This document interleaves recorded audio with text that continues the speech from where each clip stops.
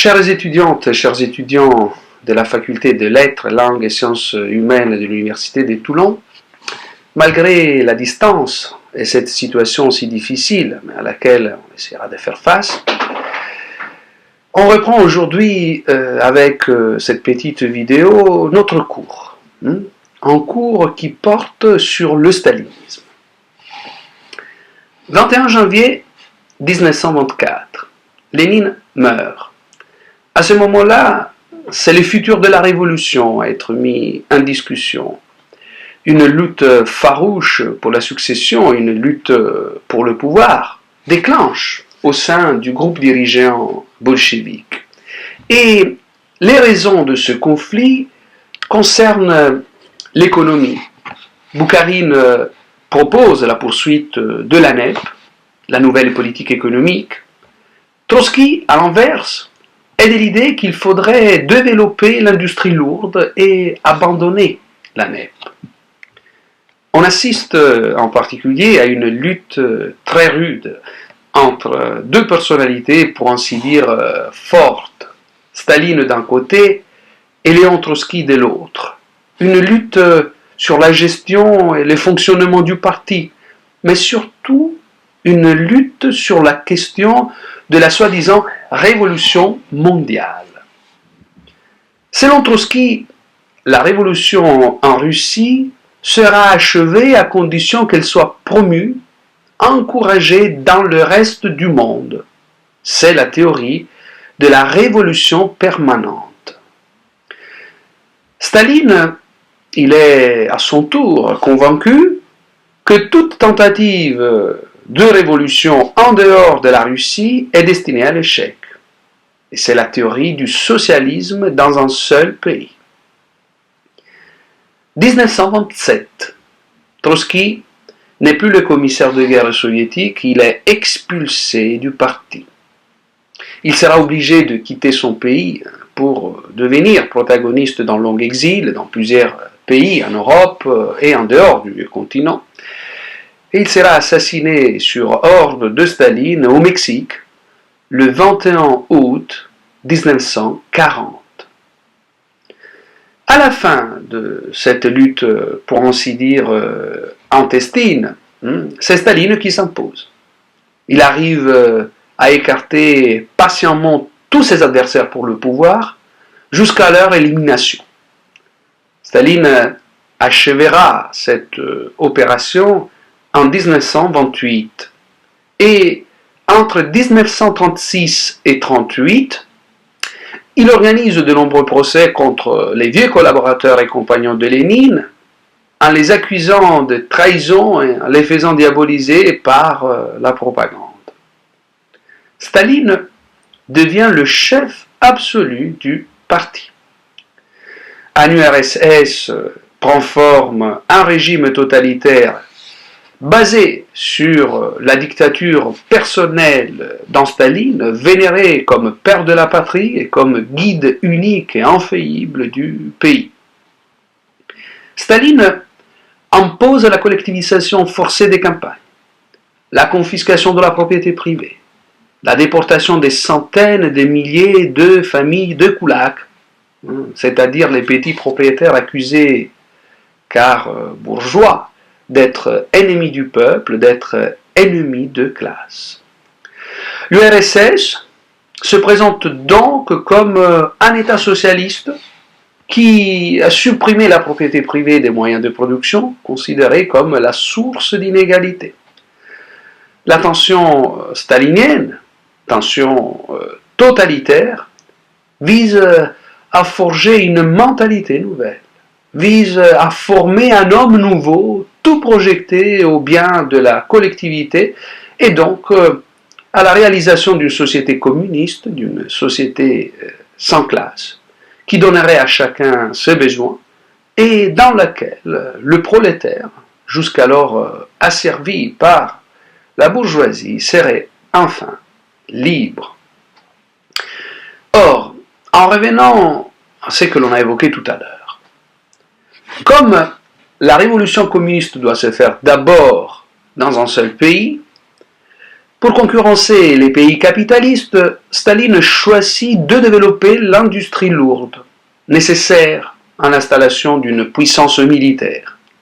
Il abandonne donc la NEP en 1928 et toute la production est organisée selon des plans quinquennaux, des plans d'une durée de 5 ans. C'est l'État qui dirige désormais l'économie et il la dirige de façon impérative, et ce, par l'intermédiaire d'un commissariat au plan, le célèbre Gosplan, c'est-à-dire un organisme créé à l'époque de Lénine en 1921 et chargé de diriger la planification en Union soviétique. Les plans quinquennaux sont 3 et se succèdent jusqu'à 1941. Pour financer ce développement industriel, le dictateur totalitaire fait payer les paysans, les biens de consommation sont négligés, les koulaks sont envoyés dans des camps de concentration, les goulags, c'est-à-dire un système concentrationnaire comprenant des prisons, des colonies de travail collectif, où les détenus sont utilisés comme main-d'œuvre servile dans des régions d'Asie centrale et en Sibérie. Ils sont traités des criminels, des délinquants politiques, et ils sont soumis à des conditions de vie inhumaines. Cette politique, de plus en plus brutale, rencontre de nombreuses résistances. Le Parti communiste fait exécuter et ou déporter des millions de personnes.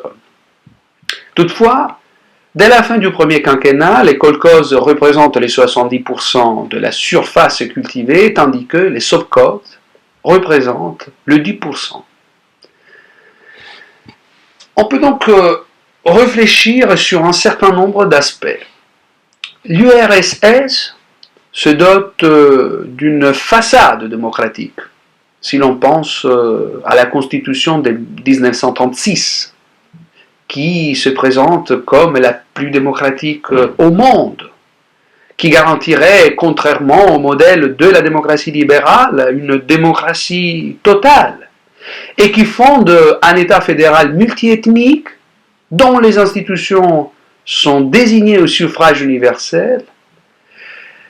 Toutefois, pour passer à une société sans classe, pour passer au communisme, un parti unique incarne l'avant-garde du prolétariat. Un parti unique encadre la société et se transforme en parti-État. Parti-État.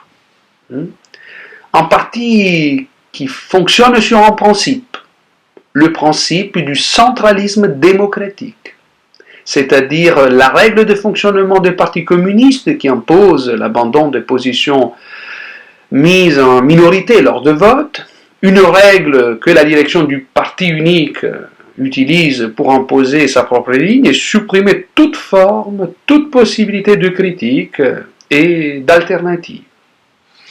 On voit donc que l'État totalitaire sort du périmètre, si je peux dire comme ça, de la dictature traditionnelle. La population n'est pas seulement obligée à suivre les dispositions du parti unique, la société est soumise à une propagande systématique. D'ailleurs, c'était Lénine qui avait posé les bases du totalitarisme soviétique.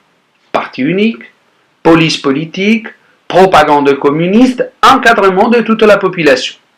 Selon Lénine, cette politique devait servir le prolétariat. Eh bien, Staline la développe encore davantage, afin de conquérir et après consolider son pouvoir sur l'Union soviétique. Il s'appuie sur une bureaucratie des fidèles, que le tyran charismatique a attiré à travers, par exemple, des promotions au rôle de fonctionnaire pour le programme de planification, et en leur accordant de nombreux avantages matériels. Et comme il n'y avait pas d'opposition légale, qui demeurait absente, car supprimée, les seuls qui lui, entre guillemets, causaient quelques problèmes étaient les vieux bolcheviks, ceux qui avaient fait la révolution d'octobre. D'ici, les grandes purges évoqués tout à l'heure et qui ont touché les compagnons de Lénine, des Zinoviev à Kamenev, des Boukharine à Trotsky. Staline, en même temps, développe un culte de la personnalité. L'art, la science et la littérature doivent célébrer, glorifier la personne de Staline qui incarne l'URSS. Tableaux, statues de grande taille, représentant le grand timonier soviétique sont installés presque partout dans le pays. L'histoire est reconstituée, manipulée à son avantage. La victoire de 1945 renforcera énormément le prestige, l'aura charismatique de Staline, qui veut cumuler les fonctions de secrétaire général du parti, de président du Conseil des ministres et commandant en chef des armées. Le pouvoir de Staline est donc absolu. Avec la guerre froide, on assiste à un durcissement du régime pour faire face à la peur de contamination idéologique provenant d'Occident. Et Staline mène une offensive contre l'individualisme dit petit bourgeois ou contre le cosmopolitisme, bref, contre toutes les influences étrangères. La répression touche le parti, touche l'armée, les juifs et d'autres minorités non russes. Le climat est un climat de terreur. En 1953, l'année de la mort de Staline, 5 millions de déportés travaillent dans les camps et les villages de colonisation. Mais Staline bénéficie d'une popularité immense, non seulement en Union soviétique, mais également dans d'autres pays d'Europe où son mythe est cultivé.